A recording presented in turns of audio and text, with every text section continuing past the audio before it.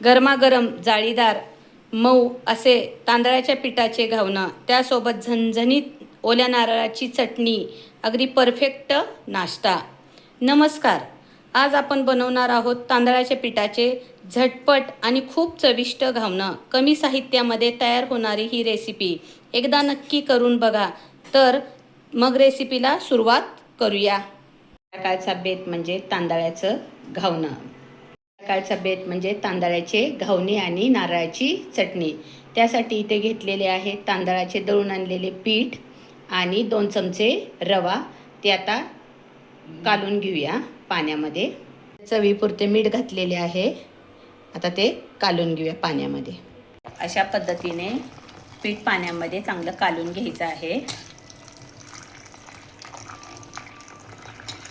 आता पीठ चांगलं कालून घ्यायचं आहे एकसारखं. तांदळाचे घावणं फार छान लागतात. हे काय भिजवायची झंझट नाही, कशाची झंझट नाही. तांदूळ दळून आणणे आणि पीठ काढून आपले तव्यावर घावणं टाकणे.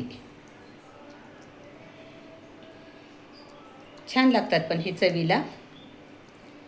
घावण्यामध्ये काहीही टाकायची नाही, फक्त मीठ टाकलेलं आहे आणि 2 चमचे रवा.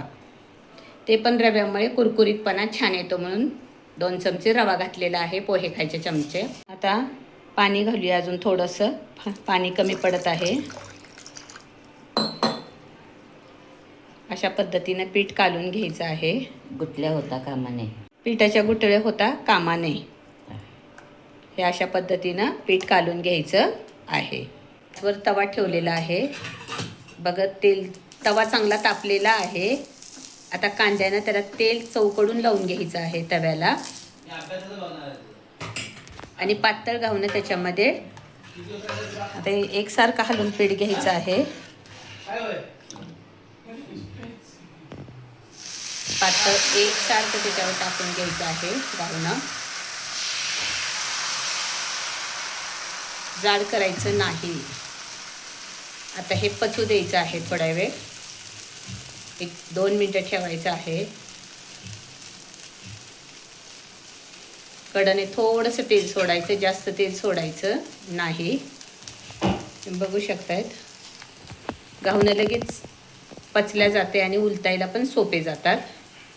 आणि आम्ही इथं भिडाचा तवा घेतलेला आहे. भिडाच्या तव्यावर तांदळाचे घावणं फार छान होतात. रिकाम्या करून घ्यायच्या अगोदर आणि कढया ॲटोमॅटिकलीच रिकाम्या झालेल्या आहेत. आता उलटायचं आहे. तुम्ही बघू शकताय एकदम छान झालेलं आहे घावणं, कुरकुरीत. आता हे घावणे तुम्ही बटाट्याच्या भाजीबरोबर किंवा नारळाच्या ओल्या चटणीबरोबर बी खाऊ शकतात. आम्ही नारळाची चटणी केलेली आहे. अशा प्रकारे हे सगळे घावणं करायचे आहे. अशा प्रकारे हे घावणं आमची तयार झालेली आहेत. आता आपण खायला हे घावणं तयार. तर हे घावणं मस्त झालेले आहेत आणि ते चटणीबरोबर बी फार टेस्टी लागतात. तर तुम्हाला ही घावण्याची साधीसुधी रेसिपी कशी वाटते ते लाईक आणि कमेंट करून सांगा आणि सबस्क्राईब करायला विसरू नका. धन्यवाद.